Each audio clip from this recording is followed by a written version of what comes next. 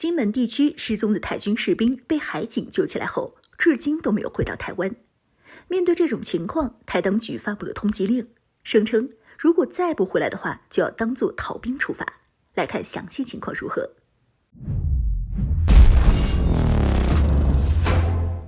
Hello， 各位老铁，大家好，欢迎收看本期迷彩虎，我是虎妞。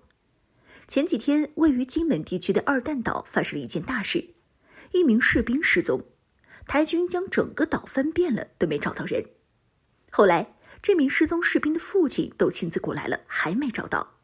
由于二弹岛距离厦门只有 4.4 公里，所以有不少的人都认为这名士兵是跑到大陆去了。结果在这一事件发生后没多久，后续就有消息称，中国海警在厦门海域方向救起了一名男子。这名男子就是在二弹岛上失踪的台军士兵。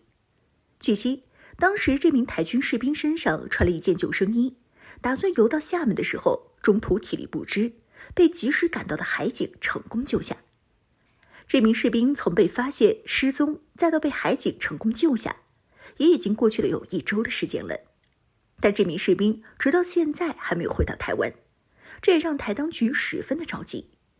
为了让这名士兵赶紧回来，甚至还发起了通缉令，声称如果再不回来，将会发布逃亡公告，视为逃兵。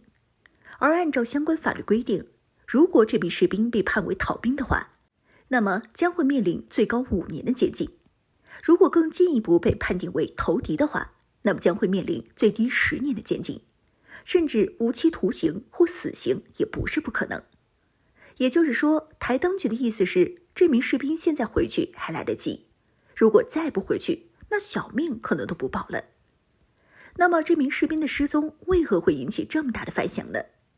有岛内媒体报道说，这名士兵虽然只是一名伙房兵，但是此人却掌握了全岛的兵力部署以及火力配置，就连补给方式也知道得一清二楚。意思是，这人掌握了这座岛大量的军事机密，万一泄露会带来巨大的安全隐患。但这件事在虎妞看来纯属胡扯。二弹岛这座小岛的面积只有 0.28 平方公里，什么概念呢？我国的上海浦东国际机场的面积为57平方公里，也就是说，我国一个机场的面积就比200座二弹岛的面积都大了。再加上这座岛距离厦门只有 4.4 公里，别说动用卫星了，使用望远镜都能将岛上的情况看得一清二楚。这座岛上的具体情况，就连民众都知道得一清二楚。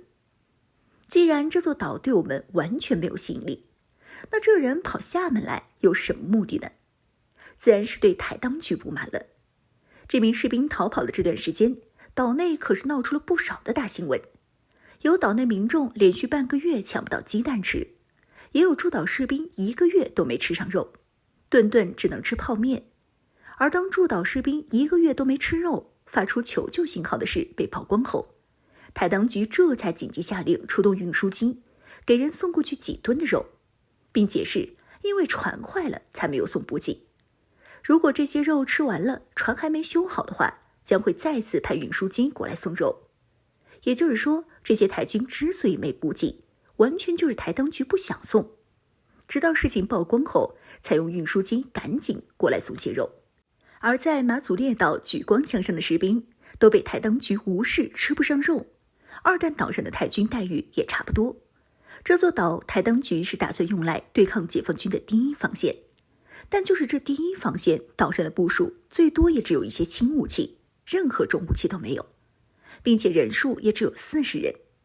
有分析认为，一旦这些台军碰上解放军开启收台行动了，那么这座岛上的台军士兵完全就是炮灰。为了避免自己成为炮灰之一，这名台军士兵才选择了一路游到厦门，早点弃暗投明。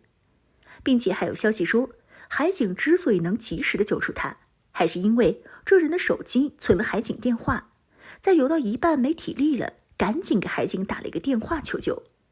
海警在收到求救电话后，才派出舰艇及时把人救起来。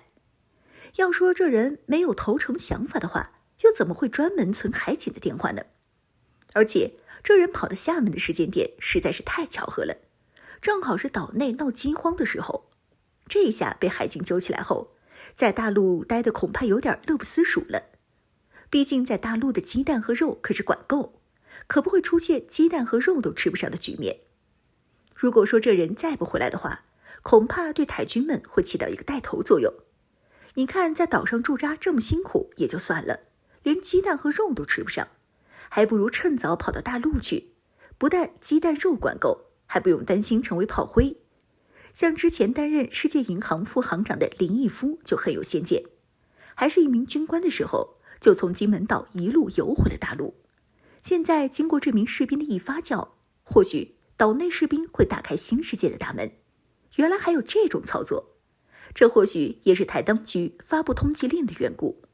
再不回来的话，恐怕岛上的士兵都要去游泳了。